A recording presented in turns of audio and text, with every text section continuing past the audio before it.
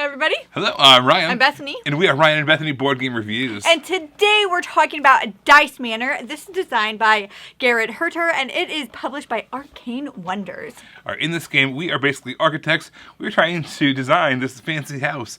And money is no object. We're trying to make it be as unique as possible. Every architect's dream is for money to not be an object. I went to a Protospiel event in Madison, Wisconsin, and it was held in a Frank Lloyd Wright design. Yeah. Super, super cool. And money was apparently no object when they made that thing either. But in this game, we are trying to bid on the buildings using dice. We are trying to advertise, and then also we give tours of our fancy building that we've made. Let me give you a quick overview of how to play. All right, here's our setup for Dice Manor. Here's kind of the central board. This is all different spots that we can be drafting all these different rooms from. Over to the right side, we have a score track, basically. So we're going to kind of leave that alone for now. And then every player is going to get a handful of dice. There's also a little track over here called the advertising. That's going to give you a chance to earn even more dice. And I'll get to that a little bit later. When it's your turn, what you're going to do is you're going to roll the dice, and then you're going to separate them out by numbers. So, for instance, all the ones go together, all the twos go together, and everything like that.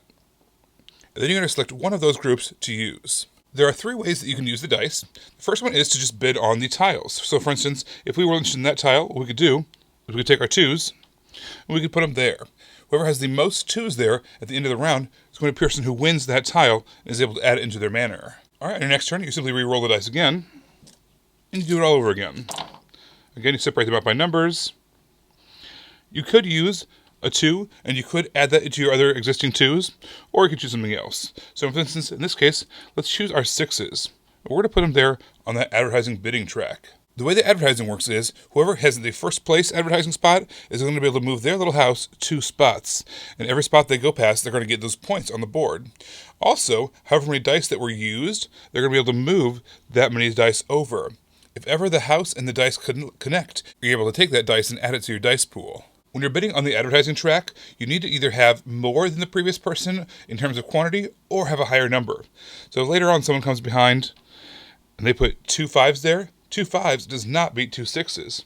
However, later on, if they chose to add another 5 in, now they're going to get bumped to first, and our 6s will get bumped to second.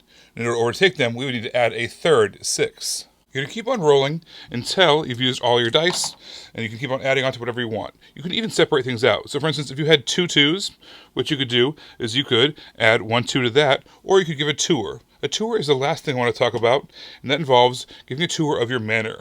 Every player starts with a little starting kind of foyer of your manor, if you will.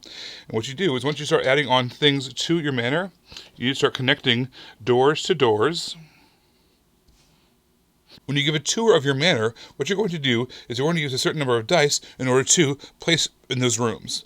And they have to follow the numbers. There are some rooms that give you question marks like that. That could be anything. We could put a 6 there.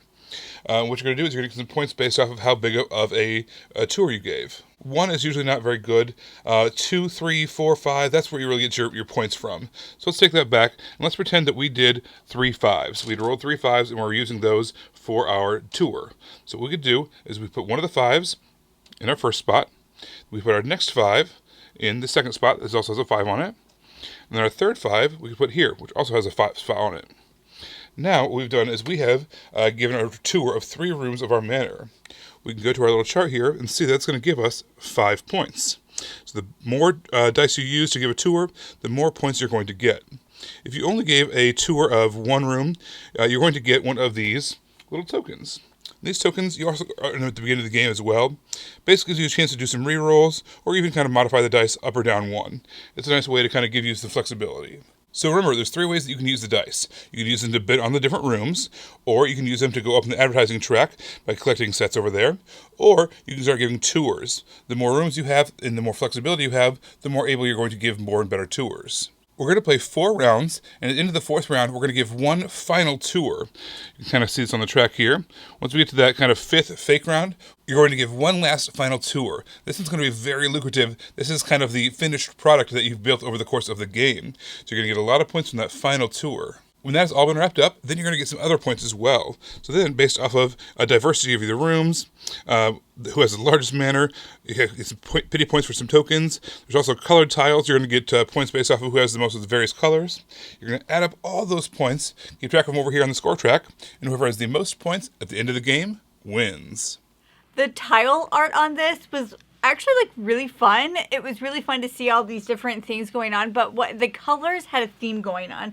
So it was fun to see the different themes in like the kitchen or a bedroom. Well, it's all the same color, the themes. And the ones that were super wild were the multicolor ones. That was just like it was weird sometimes what was going on in those rooms, but it was kind of fun to look at all these tiles because they're very intricate. Like, it's not just to show something. You're literally like, this room is all planned out with all this decor and stuff in it. It was really interesting. First you have to draft those tiles, but then after that you have to arrange them on your board. All the doors have to make sense, and then on top of that you have to arrange them so they have these numbers from the dice in such a way that when you give tours, those dice give you kind of paths to go on that have a consistent number. And each room have different number schemes that they use. Yeah. Some of them have wild, some of them have specific individual numbers as to be, or sometimes they give you an option. But either way, you have to arrange it in such a way that when you take these tours, the paths are going to maximize your points, which is challenging. It's kind of like a push your luck element to this game. I actually really liked that. Ryan just mentioned it, but when you draft these tiles, you have to place them in a certain way. So doors have to match a door. So you cannot have a door next to a wall. It has to perfectly match another door. And I really actually liked that restriction. It made you think about everything that you wanted to draft and how you wanted to draft it, because you couldn't just take a tile and know that it's going to match here, but it's not going to match here, because doors can't go nowhere. They have to go somewhere. So all the doors had to connect. And I actually enjoyed that restriction and how that made me really think about what I was drafting, and especially where I wanted to put things. And there's only those, 6 different shapes that are even going to happen. And so you know what can potentially happen. So to see that and try to plan it out and map it out, knowing what's going to be available, but also you don't know what you're going to roll on your die. So who knows what's going to happen anyway. I liked the advertising track. That was a really fun way of getting you points, but also slowly manipulating yourself up to earn extra dice. And the more dice you earn, the more you're going to be able to do more things on future turns. So it's important to get those, but it made it a fun way, kind of this fun bidding mechanism in order to make it happen. Yeah. We had kind of one thing putting pressure one way, one thing putting pressure the other way. It was a cool system. Overall, I thought this game was fun and I really enjoyed playing it, but at the end of the day, I didn't think about it. Like, after we played it and we moved on, I didn't even occur to me anything that happened. I wasn't like eager to get back and try a different strategy. I had fun while I was playing it, but it was, overall for me, it was forgettable. This reminded me actually of a few different games that I do like, and I took different pieces of them all and put them into this one game. So, for instance, the dice rolling and scoring, and using method comes from a game called the Vegas Dice Game. It's been called other names before, but the version we have on our shelf is called the Vegas Dice Game. And basically, you roll all your dice, you separate it up by number, just like in this game, then you select one of those numbers and you use them, just like in this game. So it reminded me of that. But also when you're drafting the different, the advertising spots, that had kind of this liar's dice feel to it. So when you basically want to have more numbers or more quantity than someone else. So you could either up them by their quantity or by their number value. So that was just straight from liar's dice. And even when you're giving the tours and you're trying to get sets of numbers, that kind of could be like Yahtzee or any of those other games that involve having to have a large number of the same number rolled. So I think that was a fun way of kind of pulling those different pieces of all these different games and putting them all together, almost like these kind of mini games within this one larger game, and putting it into one cohesive thought, all about kind of giving these tours and building these houses. So I kind of liked all those different uses of those, and kind of seeing behind, peeling back the curtain a little bit and seeing those other games that I'm familiar with as inspiration potentially for this game. So yeah, if you are looking for a dice game that has extra things going on, kind of pulling all these different dice mechanisms together and using them in new and unique ways all together, Dice Manor is what you should check out. Everybody, thank you so much for watching it. Don't forget to subscribe so you can see our videos as they come out. Until then, you can find us in all of these places. You guys, thanks for watching, and we will see you next time. Bye. You guys, thanks so much for watching. This game was provided to us by a publisher in exchange for a fair and honest review. And if you want to see more stuff, check out over here to see something we think you might like. And over here, we think that YouTube has picked out a great video for you you're going to love.